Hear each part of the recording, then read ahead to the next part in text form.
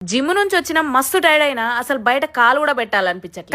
కానీ కామాలేం లేవు. మన హీరో సినిమా రిలీజ్ అవుతుందంటే మనం ఆగుతామా చెప్పండి? అంతే, ఉన్న పనులని పక్కన పెట్టేసి టిప్పు టాప్ గా రెడీ అయిపోయి సినిమాకి బయలుదేరి. కానీ మనం ఎంత ప్లాన్ చేసుకున్నా మన జీవితంలో బొక్కలు పెట్టడానికి ఎవడో ఒకటి రెడీగా ఉంటాడు కదా. ఈ రోజు ట్రాఫిక్ కూడా అదే ఫిక్స్ అయిపోయి ఎదురొచ్చినట్టుంది. బయలుదేరిన 10 నిమిషాలకే ట్రాఫిక్ జామ్ అయిపోయింది. షార్ట్ కట్ తీసుకుందామని ఇంకో రోడ్ ఎక్కిన, అక్కడ ఇంకా పెద్ద జామ్. కాలం కలిసి రాకపోతే కర్రే పామై కాటేస్తుందట. అప్పుడు అనిపించింది గాశారం వచ్చిన సీట్ కింద కూర్చుంటే పైన దేవుడు మాత్రం ఏం చేస్తాడు. అయినా మిట్ట మధ్యాహ్నం ఇంత ట్రాఫిక్ ఏంద్రా అయ్యా అని ఆలోచిస్తుంటే ఒక్క డౌట్ వచ్చింది. ఇది సినిమా ఎఫెక్టా లేకపోతే నా గాశారమే డిఫెక్టా? అస్తమానం పాజిటివ్ థింకింగ్ అంటారు, జరిగేవన్నీ నెగిటివ్ జరుగుతుంటే పాజిటివ్ థింకింగ్ ఎలా మావా? ఎట్నో గట్ట ప్రాణాలు అరచేతిలో పెట్టుకుని మెరుపు వేగంతో థియేటర్ లోకి దూరిపోయా. ఇంకో విషయం, మనకు చిన్న పిచ్ ఉంది మావా, స్మోకింగ్ యాడ్ నుంచి సినిమా చూడాలి. టైటిల్ కార్డు మిస్ అయినా సరే నాకేదో సగం సినిమా మిస్ అయినట్టు అనిపిస్తుంది. అదృష్టం బాగుండి అవన్నీ స్టార్ట్ అవ్వకముందే నా సీట్ లో కూర్చున్నా. ఇక సినిమా ముచ్చటకు వస్తే మనం mega power star Ram Charan, అయ్యో బాబోయ్ మనోడు ఎంత ఇవ్వాలో దానికి 100 ఎక్కువ ఇచ్చేసింది మా. ఆ ఎనర్జీ, ఆ గ్రేస్, ఆ స్క్రీన్ ప్రెజెన్స్, ఆ ఫైట్స్, ఆ బాడీ, అబ్బబ్బబ్బబ్బా. స్క్రీన్ మీద మన పెద్ది ఉన్నంత సేపు ఇంకెవ్వరిని చూడాలనిపించలేదు. One man show